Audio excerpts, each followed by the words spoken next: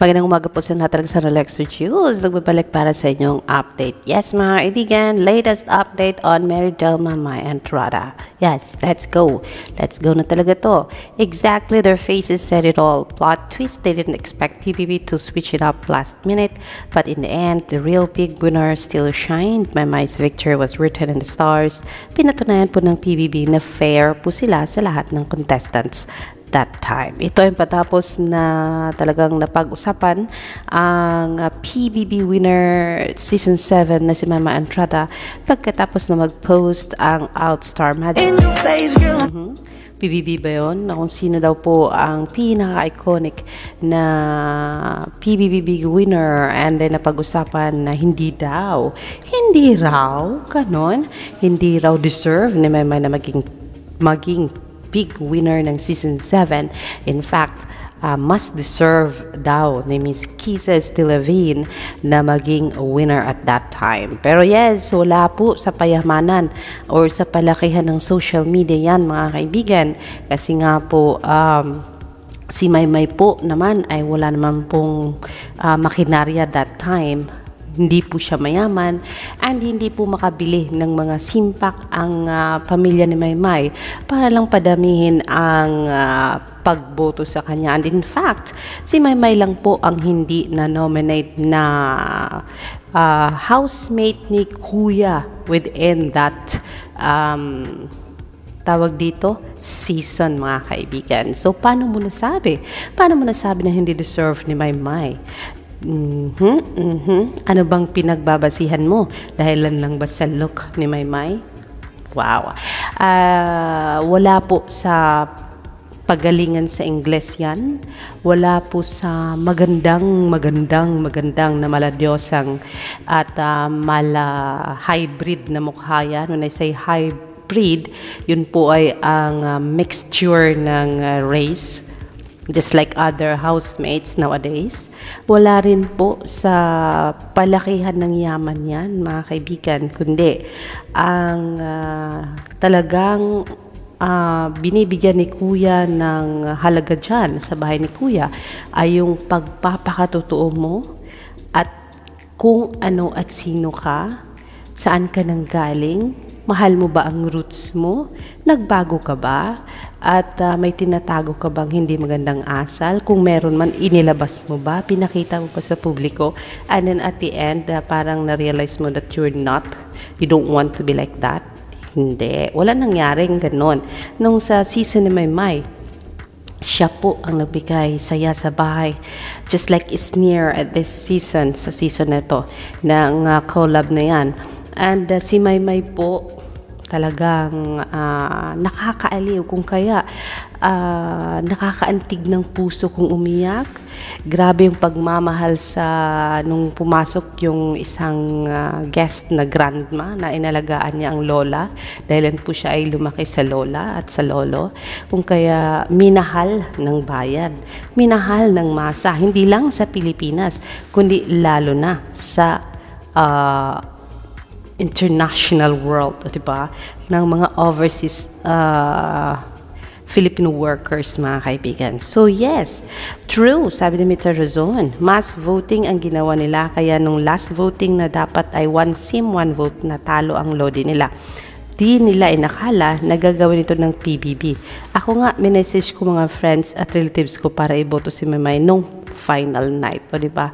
So it's about people who love the housemates from the very beginning up to the end, because kung ganon ang pagmamahal ng tao, talagang hahanap ng paraan yan para lang maipanalo ang kanilang paborito at minamahal na housemate. Kung kaya, hanggang ngayon, nawala na si Maymay sa love team, solo at individual artist na siya. Pero, nandyan pa rin po ang taga-subaybay ni Maymay na kahit yung mga flyers, mayroon shippers, kahit na meron silang ganong siniship na love team, pero hindi po kawalan ang pagkawala ni Maymay sa love team at hindi po binaliwala, hindi din po binigyang importansya ng Maydon shippers na walang talagang Maydon, kundi ang kanila ay they are rooting for Maymay. Si Maymay talagang pinaka main point nila, kung kaya hanggang ngayon nandyan sila. At the same time, ang mga flyers, their hearts are not divided. Kasi kung nasaan si Maymay sa puso nila, nandun din si Edward. So, it's a balanced love na ginagawa nila. Kung kaya, walang question sa kanila kung mag-solo or individual artist man si Maymay or si Edward. Kasi nandoon pa rin naman ang kanilang loyalty at pagmamahal. So, hanggang ngayon, kung kaya hanggang ngayon, ay nananatiling merong flyers, merong Maydon shippers at merong Maymay loves, mga kaibigan.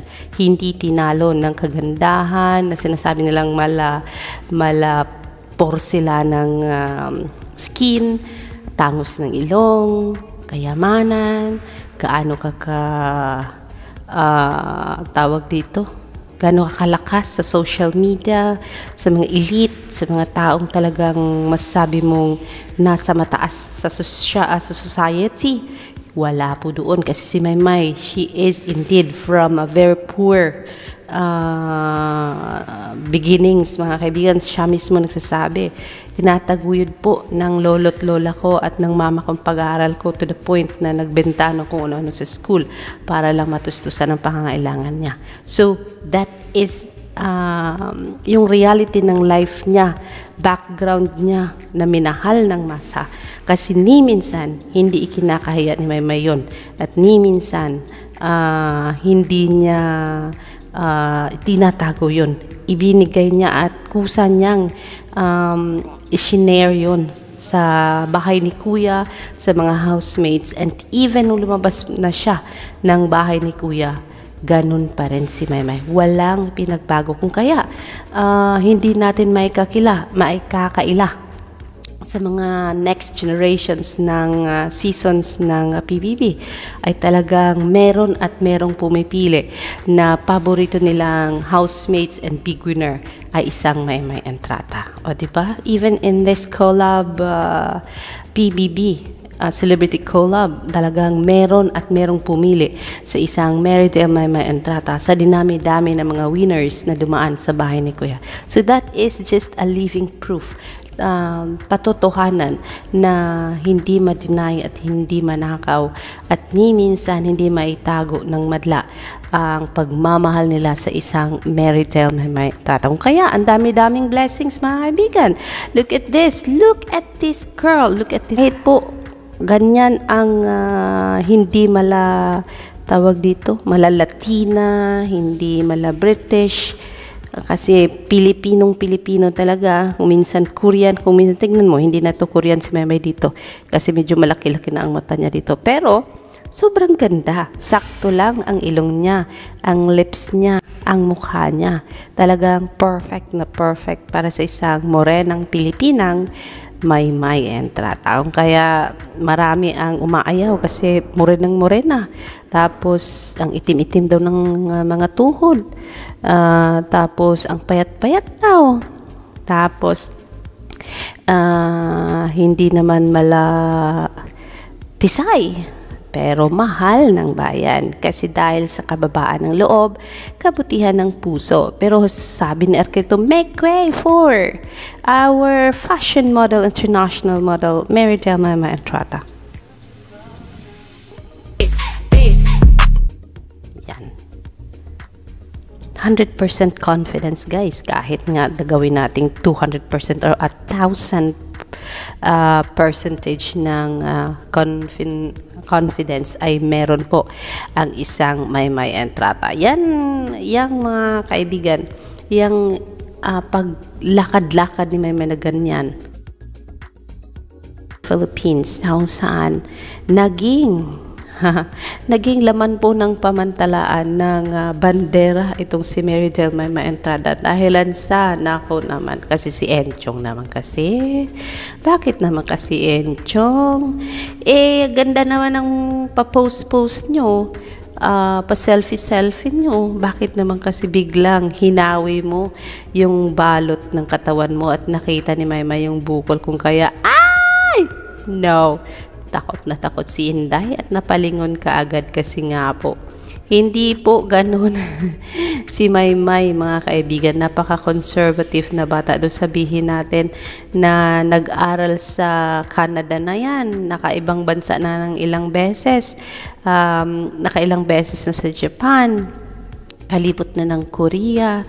At nagka-boyfriend na ng AFAM. Pero nandyan pa rin yung roots niya na talagang dalagang Pilipina na conservative. Kung kaya nung makita niya yung, nako naman kasi si Enchong D, yung pabukol ni Enchong D naman talaga kasi nakakagulat. Kung kaya nako si Maymay napalingon bigla at napalayo yung mukha kasi nga dahil kay Mr. Enchong D na yan. Ikaw Mr. Enchong D ha, hindi po sanay ang aming si Maymay sa mga pabukol na yan ha. Kung kaya tantanan mo kami. Charot.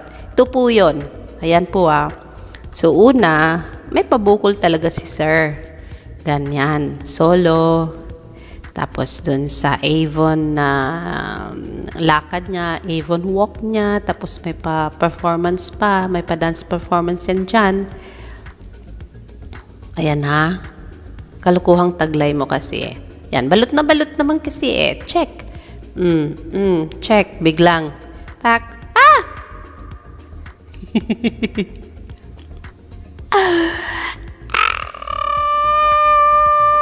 Loko-loko ka, Kuya Enchong. Kung kaya hindi kinaya ni Maymay, ang pabukol na yan. Kung kaya napabalita yan sa bandera, mga kaibigan. Ay nako, Enchong D, wag mo si Maymay ha. Tantanan mo si Maymay. Ay napakabata pa ng aming si Maymay. Charot. Nasa tamang edad na po siya. Marrying type na nga rin po eh. Marrying age na rin po ang isang Maymay Entrata, mga kaibigan. Pero dahilan sa talagang lumaki sa lolo at lola, lumaki sa probinsya, kung kaya hindi sanay sa mga ganyang scenario in front of her. Kung kaya sabi ni Bandera 10 hours ago, nako, sabi ni Bandera dito, naloka din si Bandera, Maymay Entrata shoot sa pabukol ni Enchong D habang umaaura. Sabi niya dito, naloka ang kapamilya actress-singer na si Maymay Entrata nang makita si Enchong D na naka-boxer briefs habang umaaura-aura sa harap ng kamera.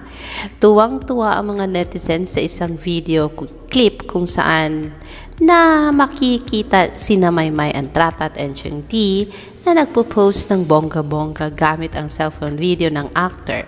Dumalo ang dalawang kapamilya stars sa isang event na inorganize ng isang clothing line kung saan isa sa mga ambasador ay si Enchong D at Maymay Entrata. Diba? So kung kaya, ayan, I'm so proud of my Intimate Power line kasi it's super comfortable, sobrang durable, lalo na pag nag-workout ako. Tapos, hindi pa siya overpriced. Avon is really a caring relationship, dagdag pa ng actor. Mapapanood na ibinahaging video ni Enchong ang pagka-shock ni Maymay nang makita ang pabukol ni Enchong nang hawiin ito ang suot na mahabang jacket at ipakita sa camera ang gray boxer briefs. Ayan, biglang napatalikod si Maymay sa camera habang natawa naman si Enchong sa reaksyon ng dalaga. Ayan, narito ang mga comments ng netizen. Sarap ni Enchong! Sabi pa na isa, I think nakita niya sa camera yung underwear ni Enchong kaya napailag siya. Sabi pa na isa, tama na Maymay, kami na lang, bahala, hahaha. Ay, tabi Maymay pala. Tabi Maymay, kami nang bahala. Nako. Sabi ng isa pa, sino ba naman di magugulat? Aba, baka natutulog pa lang. Yan, what if gising na? Naku, nakakaloka. Sabi naman ng isa, tabi Maymay, ako na. I don't find Enchong pogi, pero ang yummy na talaga. Haha. Ang cute ng reaction ni Marydel. At ako makaramdam sa pabukol ni Enchong. Tidedmahin daw niya. Naku. kung siya daw ang nakaramdam ng pabukol na yan. Pero yes, dahilan po sa conservative ni Mary Delma Entrata, buti na lang pinaalalahanan ito palagi ni Edward na talagang be like this and be like that. Alam mo naman si Edward, napaka-conservative din at napaka-protective.